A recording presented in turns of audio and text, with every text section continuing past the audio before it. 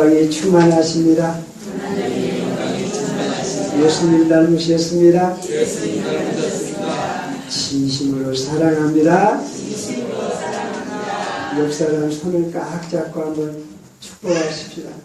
최고로 행복하십시오. 진심으로 사랑합니다. 아멘. 아멘. 하나님 이 자리에 함께 하십니다. 아멘. 우리에게 아픔이 있고 고통이 있을지라도 우리 하나님이 함께 하심을 깨닫고 크게 할렐루야를 한번 웃어보겠습니다. 할렐루야!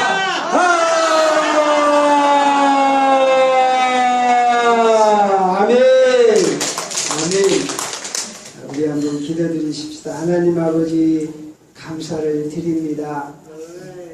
우리의 약하고 아프고 부끄러운 우리의 가슴을 만져주시고 덮어주시고 하나님의 영으로 새로워지고 예수님의 부활의 생명이 우리 가운데 크게 임하여 주시옵소서. 아멘. 주의 성령이 임하셔서 우리가 모두가 다 예수님의 심령으로 변화되고 새로워지게 하여 주옵소서.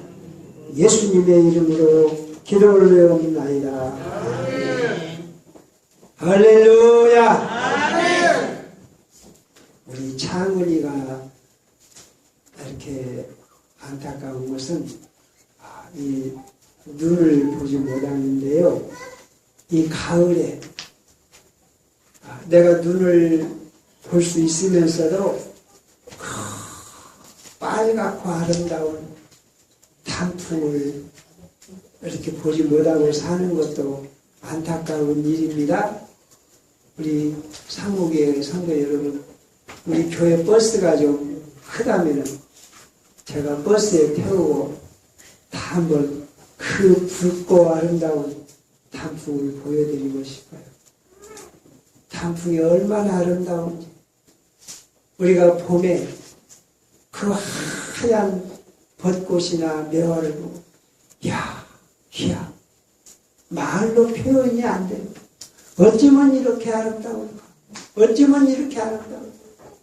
그런데 봄에 그 새 싹의 아름다움, 봄에 그 푸르름도 정말로 아름답지만 이 가을의 단풍, 가을의 이 산의 아름다움, 또 산뿐만 아니라 이 단풍나무의 그 새빨간 그 아름다움에 감탄하지 않을 수가 없어요. 어쩌면 이렇게 이런 물이 들어서 이렇게 아름다울까. 또 보세요. 이파리는 다 떨어졌는데 거기에 빨갛게 매달린 감나무, 사과나무, 다 열매들을 보세요. 얼마나 아름다운지요. 얼마나 아름다운지.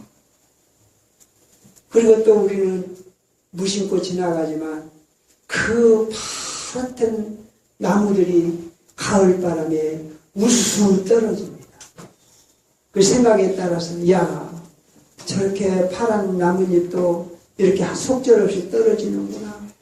그러지만 이렇게 생각하지만 다른 한편으로서는 내년 봄이 그리고 이 나무를 살리기 위해서 아주 기쁨으로 떨어지는 낙엽, 바람에 흩날리지만 그냥 근성으로 흩날리는 게 아니라 흩날리는 바람까지도 그것까지도 하나님이 역사하셔서 하나님의 뜻대로 되어지는 이런 걸 보면 아름답지 않은 것이 없고 귀하지 않은 것이 없습니다. 이 시간 이 말씀의 제목이 뭡니까? 다윗의 기도가 필요하니라. 다윗의 기도가 끝나니라. 다윗의 기도가 마쳐지니라. 이게 무슨 뜻입니까? 기도라고 하는 것은 그 사람의 삶의 모습이고 그 사람의 인격이 다윗의 기도가 끝나니라. 이건 뭐냐? 다윗의 단풍이에요. 다윗의 결실이에요. 다윗은 이렇게 살았노라. 다윗은 이렇게 살았노라 하는 표상이에요. 이 시간 이 말씀을 통해서 우리 상무교회 가족들은 어떤 삶을 이루어야 되느냐? 초봄에 파란 새싹도 귀하지만 그보다 덜 귀한 것은 빨간 열매요. 아름답게 물드는 단풍입니다. 이 빨간 단풍은 초봄의 푸른 모습보다 더 가치 있고 아름답습니다. 할렐루야! 그래서 우리 상무교회 가족들은 초년보다 더 아름답고 중요한 작년의 삶을 살고 작년의 삶보다 더 중요한 노년의 삶이 되기를 바랍니다. 또 노년의 삶보다 더 중요하고 더 아름다운 임종이 있기를 축원합니다. 늙어갈수록 추하다고요? 늙어갈수록 불행하다고요? 우리 상무교에서는 용납되지 않는 일입니다. 늙어갈수록 더 가치 있고 늙어갈수록 더 아름다워지고 세월이 갈수록 더 귀해지는 이 다윗의 삶이 되기를 축원합니다. 이 다윗이 그럽니다. 다윗의 기도가 필하여집니다. 다윗의 기도가 맞춰집니다. 왜 성경에 이걸 기록해 놨어요? 다윗은요, 살아갈수록 나이를 먹을수록 더 아름답고 더 의미 있는 삶을 살았기 때문에 이렇게 기록해 놓은 것입니다. 우리 상무교회 모든 식구들 하나같이 다 예외 없이 다윗처럼 아름다운 열매를 맺고 단풍을 맺는 일생의 삶이 되시기를 축원합니다. 다윗이 어떤 일생을 살았습니까? 어떤 기도를 하고 살았습니까? 우리가 이 시편을 보면 대부분의 시편을 누가 썼어요? 다윗이 썼어요. 이 시편의 내용이 대부분 어떤 내용이에요? 기도의 내용이에요. 신앙 고백의 내용이에요. 그러니까 다윗이 하나님 나에게 복 주시옵소서, 이것도 기도이지만 또 이렇게 기도한 후에 가서 싸우고 가정을 일구고 나라를 다스리고 왕으로 살아간 것도 기도예요. 그의 모든 삶이 뭐로 뭉쳐져 있어요? 기도로 뭉쳐져 있어요. 할렐루야! 우리의 모든 삶이 기도로 뭉쳐져야 합니다. 기도로 시작해서 기도로 끝나는 그러한 삶이 바로 우리 예수님을 믿는 믿음의 삶입니다.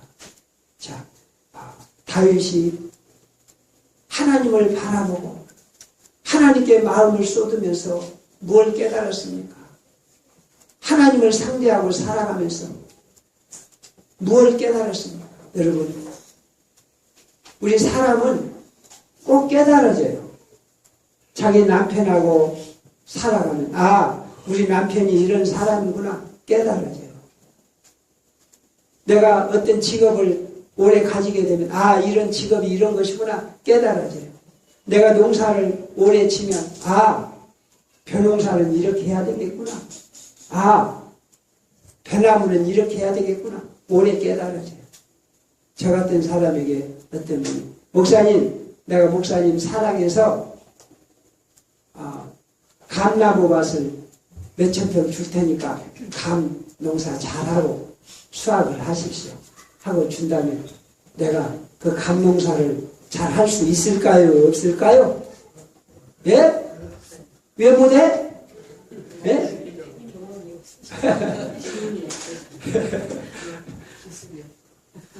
못한다고 해야 이쁘지.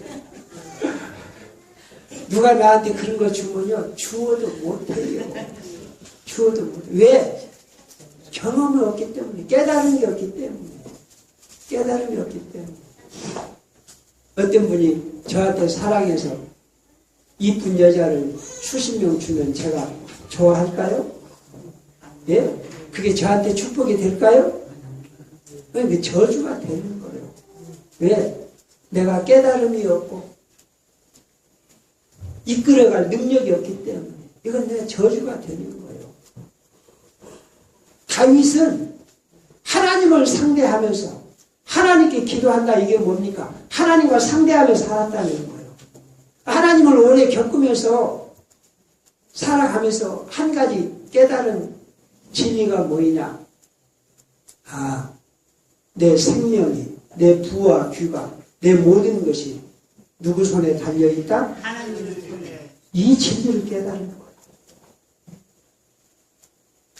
내가 살고 죽고, 내가 잘 살고 못 살고, 내가 행복하고 불행하고, 내가 일찍 죽고 오래 살고, 내가 자식을 낳고 두고 안 두고, 내가 왕 위에 오래 있고 안 있고, 내가 왕을 하고 안 하고, 내가 행복하고 불행하고, 이 모든 것이 누구 손에 있다는 것을 깨달았어요? 하나님 손에 있다는 것을 깨달았어요.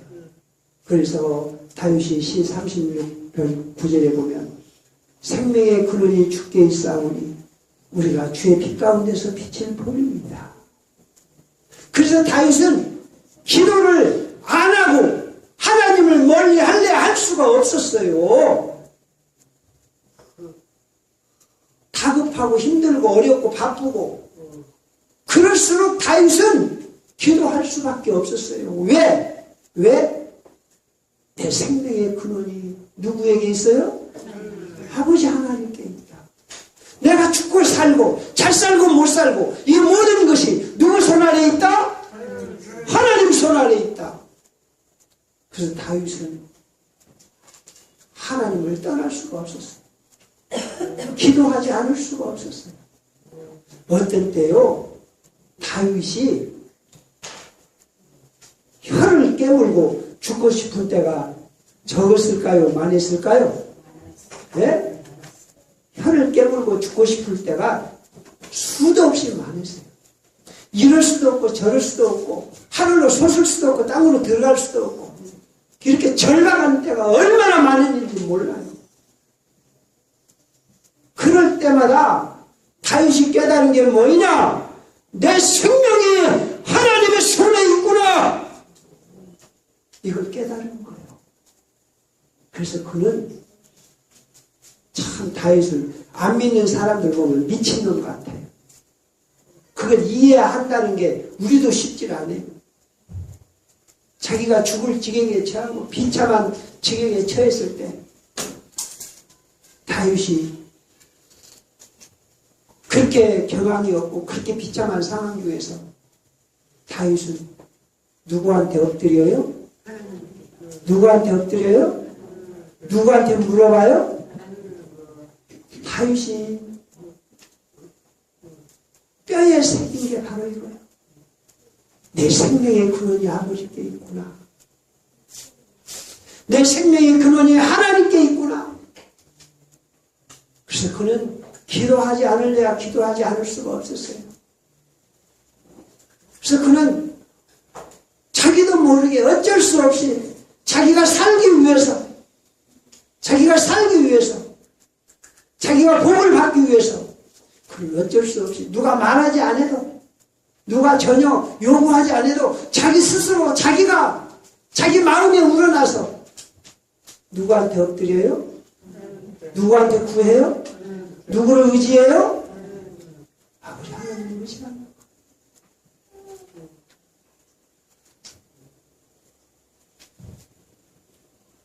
그래서 다윗은 밥을 먹으면서도 잠을 자면서도 일을 하면서도 속 중심에 하나님 나를 불쌍히 여기시옵소서. 내 생명을 주관하시고 내 마음을 주장하시옵소서. 그래서 다윗은 잠을 자면서도 우리가 시편을 보면서 깨달으면 여자들은 모를 거예요. 만약에 남자가요, 저도 옛날에는 목회하면서 그랬어요. 젊은이들은 새벽기도 나오지 말아라. 열심히 일하고 자식도 낳고 그래야지 무슨 새벽기도 나냐. 새벽기도는 노인들, 아직 이제는 혼자 살고 여유 있는 분들이나 새벽기도 나와야지. 저도 그따위 말을 했어요. 근데 다윗은 왕으로서 왕이 데리고 잘 수 있는 여자가 한둘이요. 수많은 여자들이 있었어요. 여자들마다 저 왕이 어떻게 언제나 나오고 하룻밤이나 자나하고 기다리고 있었어요. 그런데 다윗은 언제부터 일어나서 하나님 앞에 기도했어요? 언제부터 일어나서 하나님께 기도했어요? 내가 새벽을 깨우리라. 새벽부터 아버지 하나님 앞에 엎드리지 않을 수가 없었어요. 왜? 자기가 왕의 주의를 누리는 것도, 자기가 여자들을 데리고 사는 것도, 자기가 숨을 쉬고 있는 것도 하나님이 주관하시고 계신다. 그래서 다윗은요, 왕으로서 누가 새벽잠을 잔다고 해서 시비할 놈이 있어요? 누가 아무도 늦게 일어난다고 눈치할 사람이 있어요? 근데 다윗은 젊었을 때부터 새벽을 깨웠어요. 새벽에 일어났어요. 할렐루야! 할렐루야! 여러분, 우리 이제 그만 어리석어야 돼요. 개도 처음에 이렇게 몸을 묶어갖고 처음에 끌고 가면 개가 안 따라가려고 막 애를 씁니다. 막 그냥 온갖 때를 씁니다. 그러다가 나중에는 어떻게 돼요? 지가 벗어날 수 없음을 깨닫고 끄는 대로 따라오는 거예요. 여러분, 우리는 하나님 앞에 반항하지 마십시다. 하나님 앞에 대항하지 마십시다. 하나님과 싸우지 마십시다. 하나님을 짓밟지 마십시다. 이제는 아버지, 내가 아버지 앞에 항복합니다. 죽든 살든 아버지의 것입니다. 할렐루야! 할렐루야! 그래서 우리들은 모든 일을, 모든 삶을 무엇으로 시작해요? 무엇으로 시작해요? 기도로 시작해요. 또 모든 삶을, 모든 기도를 무엇으로 해요? 기도로 이루어나가는 거예요. 또 모든 일을 뭘로 마쳐요? 기도로 마치는 거예요. 그러니까 다윗의 일생이 찬란하게 빛이 나는 거예요.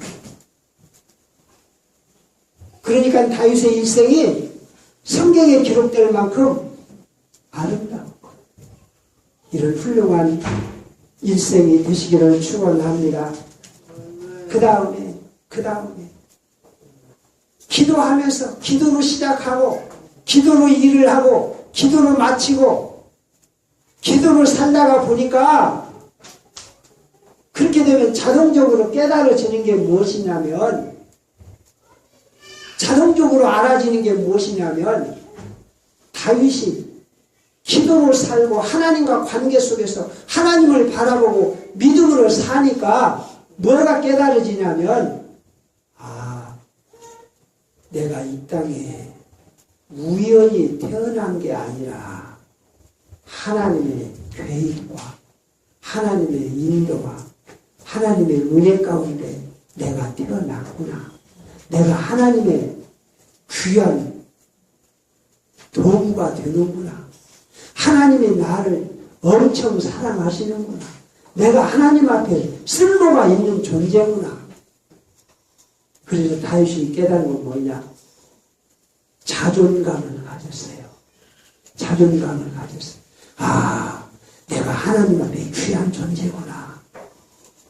내가 아무런 뜻 없이 그냥 가치 없이 태어난 게 아니라 하나님이 나를 계획해서 하나님이 나를 택하셔서 하나님이 나를 쓸모가 있으셔서 하나님이 나를 오래전부터 설계하셔서 하나님이 나를 이 땅에 보내셨구나. 이걸 깨달은 거예요. 여러분, 우리가 이걸 알아야 됩니다. 내가 어떤 일을 하든지 어떻게 살든지 간에 자기의 가치를 알고 살아야 됩니다. 가장 불행한 게 뭡니까? 자기의 가치를 몰라요. 자기의 귀중성을 몰라요. 그래가지고 자기를 함부로 놀려요. 자기를 가치없이 여겨요. 자기가 자기를 가치없이 여기고 자기가 자기의 가치를 모르면서 남이 나를 무시하면 화를 내요. 여러분, 내가 나의 가치를 모르는데 누가 나의 가치를 알아줄 겁니까? 여러분, 우리 오늘 이 시간 확실하게 깨달으십시다. 우리 한번 가슴에 손을 대십시다. 손을 대고 외치십시다. 나는 내 가치를 안다. 나의 존귀함을 안다. 하나님의 자녀이다. 하나님의 자녀이다. 할렐루야! 우리가 진심으로 이걸 깨달아야 돼요. 어떤 교리적으로, 형식적으로가 아니라, 야! 내가 그냥 가치 없이 어떻게 우리 어머니, 아버지가 그냥 좋아하다 보니까 나는 그때 우연히 어떻게 재수 없이 태어난 존재다. 이게 아니라 다윗이 깨달은 게 뭐냐. 시 139편에 보면 내 형제를 모태에서 주께서 조직하셨나이다. 내가 은밀한 처소에서 은밀하게 지음을 받으실 때 주께서 나를 인도하셨나이다. 그리고 어떻게 끝나냐면 내 형질이 있기 전에 나의 앞날을 주께서 주의 책에 기록하셨느니라. 다윗이 하나님 앞에 믿음으로 살다가 보니까 뭘 깨달았느냐. 내가 하나님의 괴익 안에서 태어났다가 할렐루야! 이 집을, 이 교회 이거 아무것도 아니지만 이 교회 짓기 전에 뭐를 우리가 했어요? 이 교회를 건물을 짓기 전에 설계를 해서 이렇게 지었습니다. 안 그래요? 건물 설계를 했어요. 내가 태어나기 전에 하나님께서 뭘 하셨어요? 설계를 하셨어요.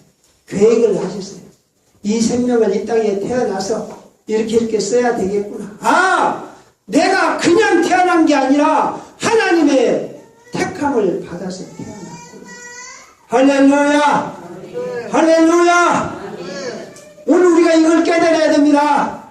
내가 남자로 태어났든 여자로 태어났든 내가 어떤 얼굴을 태어났든 내 건강이 어떠하든 내 환경이 어떠하든 나는 누구의 계획 가운데 태어난 자요? 하나님의 계획 가운데. 누가 쓸모가 있어서 태어난 사람이요? 누가 쓸모가 있어서 태어난 사람이요? 하나님에 의해서 태어난 사람. 부탁합니다. 자기의 가치를 알고 살아가십시다. 자기의 가치를 알고 살아가십시다. 자, 보세요. 제가 신문에 보니까 쇠비름이라는 풀이 있어요. 누가 제 친구 목사가 밭을 사가지고 샀다고 해서 제가 가서 보니까 밭에 이 고구마 밭 심었는데 그 풀이 있어요. 왜 이 풀 안 뽑나? 이 뽑아버리지. 제가 풀을 뽑으려고 그럴 때 이 사람이 이 풀 뽑지 말라고. 이게 큰 약이라고. 이게 쇠비름이라고 하는 것이. 이게 쇠비름이구나. 신문에 그렇게 그냥 당뇨, 암에 좋다고 하는 쇠비름이구나 하고 보니까 이놈의 풀이 옛날에 우리 어머니가 그 잡초로 그냥 진짜 그놈의 풀 때문에 우리 어머니 손이 얼마나 아팠겠어요. 그런 잡초가 그렇게 약초가 있다는 거요. 저는 한 번도 안 먹어봤습니다만. 그런 잡초가 그렇게 사람을 살린다는 거요. 옛날에는 그 가치를 모르고 그냥 다 내버렸잖아요. 제가 어렸을 때 어쩌다가 미꾸라지를 잡아오면 그냥 당연히 미꾸라지는 돼지를 줘요. 돼지. 잡는 재미가 있어서 잡으면 미꾸라지 먹으라는 걸 상상도 못 한다는 거예요. 다 돼지 줬어요. 근데 지금은 추어탕 얼마나 맛있어요. 추어탕을 돈 주고 사 먹잖아요. 왜냐? 그 미꾸라지 영양가를 아니까. 그 가치를 아니까. 그 쇠비름, 그 들풀, 그거 잡초 같은 거 아무런 필요도 없는 것 같지만 그 가치를 아니까 얼마나 좋아요. 여러분, 우리가 우리 가치를 알면 자다가도 춤을 추어요. 가장 큰 죄악이 뭐이냐? 자기를 하찮게 해야 돼.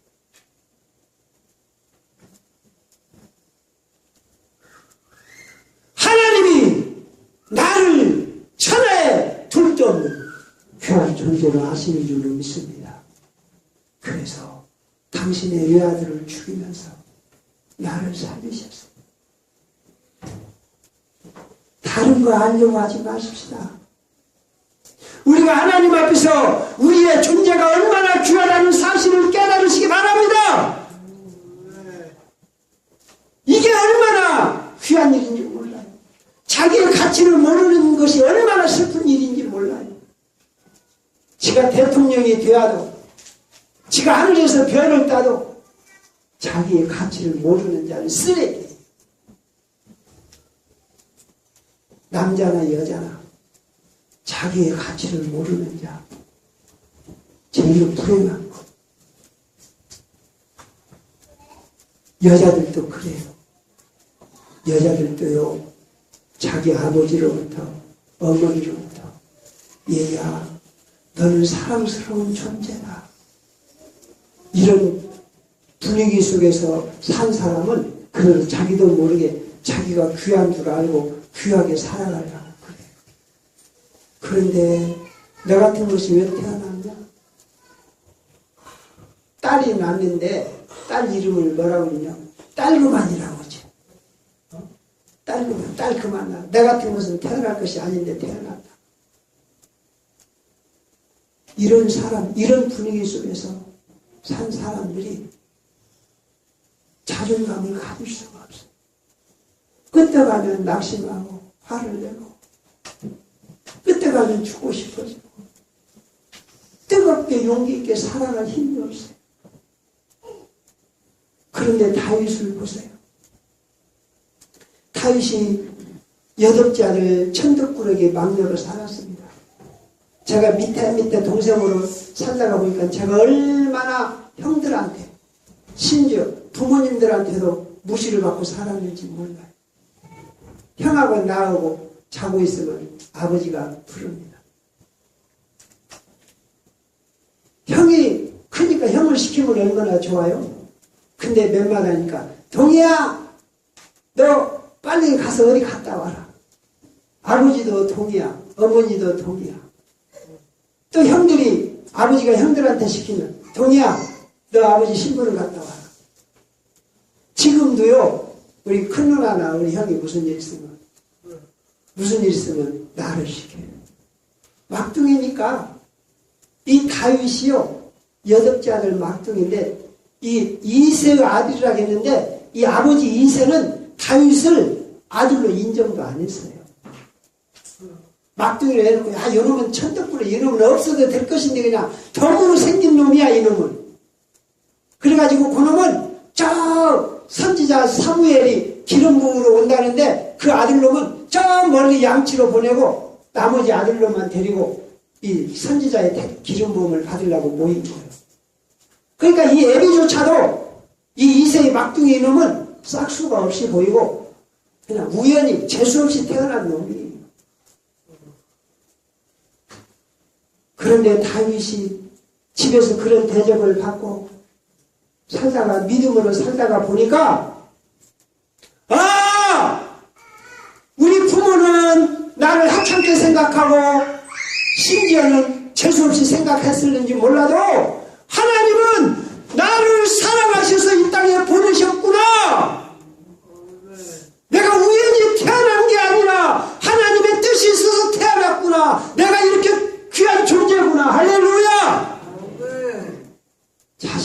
귀한 존재인 것을 깨달으시기 바랍니다. 귀한 존재인 것을 깨달으시기 바랍니다. 저도 이런 말씀 드려서 죄송합니다만 저도 이런 관계 속에 살았어요. 저야 뭐 막둥이니까 나는 죽어도 괜찮고 우리 부모님 큰형님 있고 작은형님 있고 누님들이 있으니까 이까짓 그 막둥이 있으나 뭐라 무슨 소용이요. 난 죽어도 집에다가 연락하지 말라고 그런 말 많이 하고 난 죽어도 괜찮다고 많이 하고 살았어요. 그리고 내가 부모에 대한 책임은 눈꽃만큼도 없었어요. 집안에 대한 것은 아무런 관심도 없었어요. 그저 나만 혼자 살다가 그냥 그럭저럭 살면 되지 이런 생각을 했었어요. 그런데 보세요. 그런 제가 어머니를 모셨습니다. 그런 제가 지금은 목회하고 있고 하나님의 뜻을 이루고 살고 있습니다. 하나님이 저한테 그러시는 거. 야, 너 길가에 피어있는 풀 한 포기도 내가 먹이고 입히고 그런데 내가 너를 계획 없이 우연히 보냈거냐. 내가 너를 하나 보내기 위해서 에덴 동산을 천지를 창조하고 에덴 동산을 짓고 수많은 사람의 피를 흘리고 수없는 역사를 이루고 끝내는 예수님을 십자가에 못 박히고 내가 너를 구원하기 위해서 내가 너 하나 이 땅에서 살려 구원시키기 위해서 이렇게 많은 은혜를 쏟아부었노라. 여러분 우리 하나님이 우리 한 분 한 분을 보고 그렇게 말씀하십니다. 내가 너 하나를 위해서 얼마나 애를 썼는데 이 하나님의 음성을 들으시기 바랍니다. 내가 너 하나를 위해서 얼마나 애를 썼는데 저는 지금도 기억해요. 참 죄송한 말씀이지만 우리 작은 형님이 어쩌고 저쩌고 하니까 우리 어머니가 엉엉 우시면서 내가 그 자식 하나를 어떻게 살렸는데 내가 그 자식 하나를 어떻게 살렸는데 결핵에 걸려서 다 죽은 거를 논 팔고 온갖 살림 다 바쳐서 몇 년 동안 살려서 또 온갖 고생해서 대학 졸업시키고 그랬는데 그 자식이 어쩐다니 얼마나 애가 타시겠습니까? 내가 나를 천히 여기고 나 같은 것은 살 가치가 없지 나 같은 것은 아무렇게나 살지 내가 무슨 가치가 있나 이거는 누구를 짓밟는 거요? 누구 가슴에 못을 박는 거요? 여러분 하나님을 슬프게 하지 마십시다. 하나님 가슴에 못을 박지 마십시다. 우리가 한 사람 한 사람이 얼마나 귀중한 자인지요. 할렐루야. 이걸 아니까 다윗이 어떡합니까? 여기 오늘 우리가 교동문에도 다윗이 계속해서 반복하는 말이 자기 아들 솔로몬이 하는 말이 너는 가난한 자 빈궁한 자를 억울하게 하지 말라. 그들을 돌봐주라. 왜? 그들이 가난하고 빈궁할지라도 하나님의 품 가운데 있고 하나님의 뜻 가운데 태어났기 때문에 어느 누구도 무시해서는 안 된다는 거예요. 여러분 왜 우리가 남을 함부로 욕먹고 남을 무시하고 남에게 함부로 욕하고 남에게 화를 내는 줄 아세요? 자기의 존귀함을 모르기 때문에 자기의 자존감이 없기 때문에 자기를 비참하게 여기고 불행하게 여기는 그런 악을 저지르지 마시기 바랍니다. 가장 불행한 게 뭡니까? 가장 슬픈 게 뭡니까? 자기를 자기에 대하여 가치 없이 여기는 거예요. 다시 한번 가슴에 손을 얹고 고백을 하십시다. 가슴에 손을 얹어 보십시다. 가슴에 손을 얹어 고백하십시다. 나는 가장 존귀한 자입니다. 하나님의 은혜 덩어리입니다. 할렐루야. 다윗처럼 이 진리를 깨달으시기를 바랍니다. 그래야 어떤 사람이 되느냐? 찬란하게 물드는 단풍, 새싹보다 아름다운 단풍, 새싹보다 귀한 그 빨간 열매, 이 열매를 맺게 될 줄로 믿습니다. 자기가 자기를 비참하게 여기고 하찮은 존재로 여기면 아무런 의미가 없는 인생을 사는 거예요. 하나님이 그러십니다. 너는 내 눈동자라. 내가 너를 나의 눈동자처럼 지키노라. 여러분, 사람이요, 눈동자를 얼마나 많이 보호하는지 몰라요. 그냥 한순간에 눈이 깜빡해갖고 눈을 보호를 해요. 그런데 하나님이 우리를 누구처럼 여기신다고요? 누구처럼 여기신다고요? 하나님의 눈동자. 자기가 자기를 해치고 자기가 자기를 가치없이 여기는 것은 누구의 눈동자를 해치는 거요? 누구의 눈을 무시하는 거요? 하나님의 눈을 무시하는 거예요. 그러면 그럴 거예요. 목사님 그렇게 말하지만요, 나는 죄도 짓고 나는 돈도 못 벌고 나는 늙었고 나는 얼마나 하나님 앞에 부끄러운 존재인지 몰라요. 내가 뭘 하겠습니까? 나는 살아온 것이 별 볼 일 없이 늘 살던 사람이요. 내가 무슨 가치가 있습니까? 그러는지 몰라요. 그런데 하나님은 나의 능력을 보시지 않습니다. 하나님은 내 영혼을 보시는 줄로 믿습니다. 내 영혼이 나도 모르는 무한한 하나님의 가치가 있는 줄로 믿습니다. 내 영혼이 나도 모르는 누구의 가치가 있어요? 하나님의 가치가 있습니다. 그래서 다윗 보세요. 정말 다윗은요, 우리보다 만배나 비참한 삶을 산 사람이에요.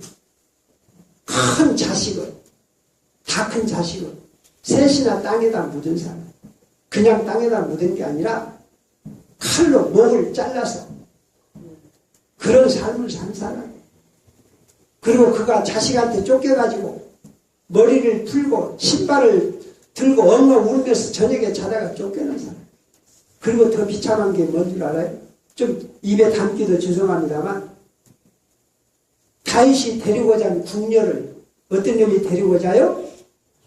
예? 이런 사람이 이런 일을 당하고도 살아야 됩니까? 그럼에도 불구하고 다윗은 하나님 앞에서 자신의 존귀함을 깨달았습니다. 하나님 앞에 자존감을 가지시기 바랍니다.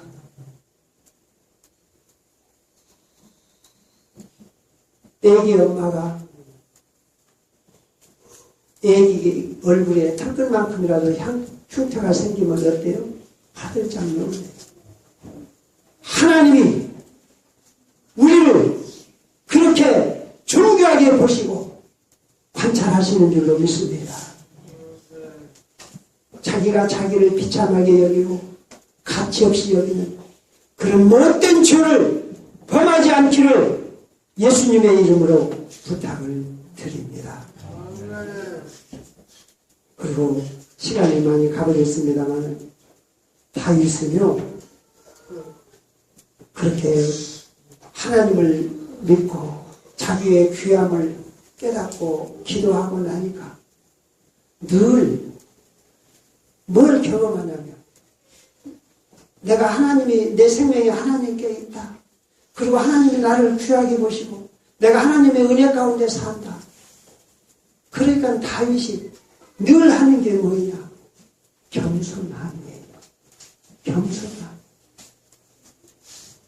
그래서 아주 가난하고 힘없는 백성을 살피고 늘 자기의 죄를 살피는 거예요. 내가 하나님의 은혜를 알고 내가 죄가 많지만 하나님이 나를 사랑하신다. 이걸 아니까 죄인도 용납할 수가 있고 내 못돼 먹은 자식도 사랑할 수가 있는 거예요. 내가 이걸 깨닫지 못하면 자식이 잘못하면 자식도 미워지는 거예요. 남도 용납을 못하는 거예요. 날마다 화를 내는 거예요. 여러분, 다윗은 기도하면서 자기도 모르게 겸손해지는 거예요. 끄떡하면 화내는 사람, 이 사람은 기도하는 사람이요, 기도하지 않는 사람이요?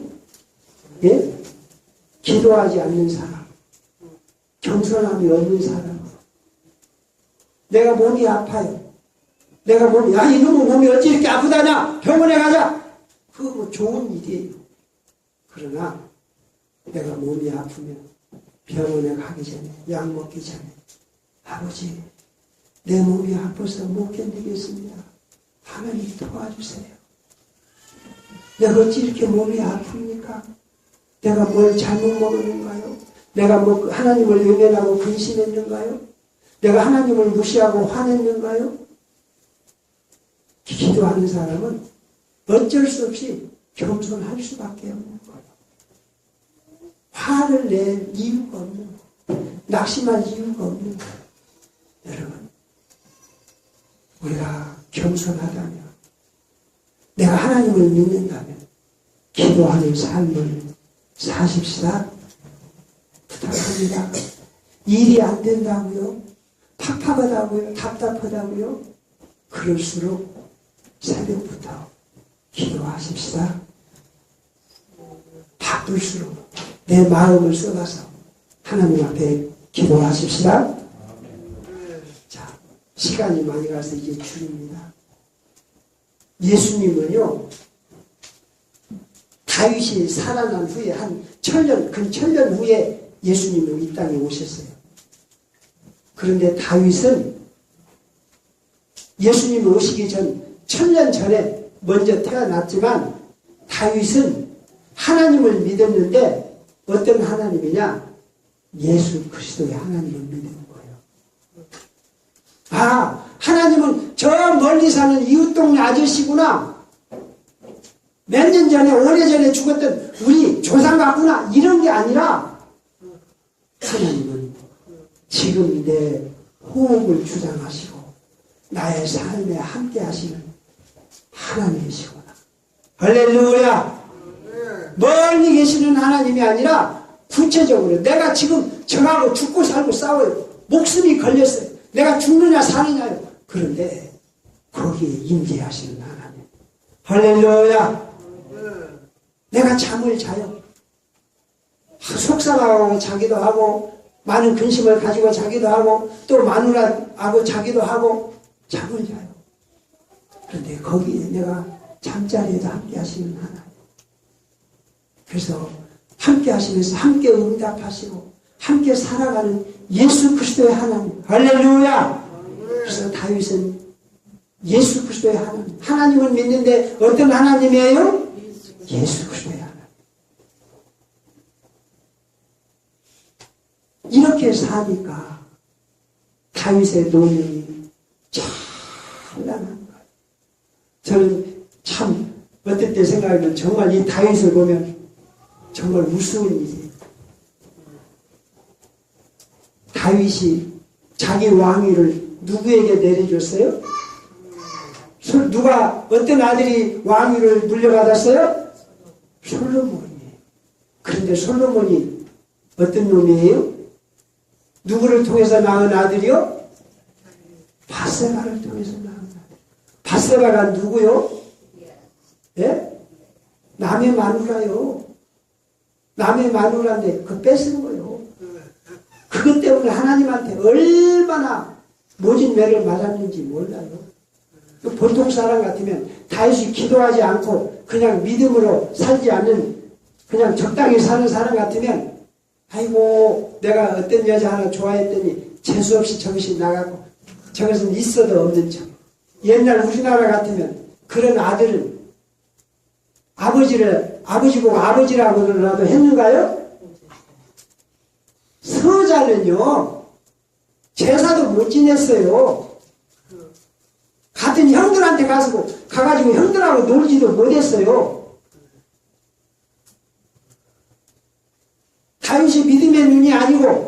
객관적인 눈을 가졌더라면 이 솔로몬 이거는 완전 이건 자식도 아니고 참 재수가 더릴 게 없어가지고 그냥 어떻게 그냥 생겨난 거예요. 그런데 다윗이 뭐 하는 사람이요? 기도하는 사람이에요. 다윗이 기도하는 사람이에요. 기도하는 마음으로 하나님의 마음을 보니까 이 솔로몬이 하나님의 큰 은혜를 주신 거예요. 할렐루야! 솔로몬이 재수 없이 태어난 게 아니라 하나님의 큰 은혜, 말로 닿을 수 없는 복으로, 은총으로 이 솔로몬을 주신 거예요. 그래서 이 다윗이 솔로몬을 끌어안고, 야, 너는 복 있는 아들이다. 내가 너를 사랑하노라. 왜? 하나님이 주셨기 때문에. 그래서 그 아들을 왕자로 삼았어요. 그래가지고 다윗의 말년이 아름답게 피어나. 이것이 뭐냐? 다윗이 어렸을 때 조그마한 소년 때 골리앗을 때려 눕힌 것보다 다윗이 이렇게 늙어가지고 마지막 이 귀하고 어린 하나님의 사랑으로 하나님의 영으로 충만한 솔로몬을 왕으로 삼은 것이 다윗 인생의 최고로 아름다운 거예요. 그렇습니다. 우리 사랑하는 우리 상무교회 식구들, 기도로 시작해서 기도로 살고 기도로 마쳐서 믿음으로 살아가지고 다윗처럼 노년의 인생에 확 빛나시기를 축원합니다. 젊어서는 그냥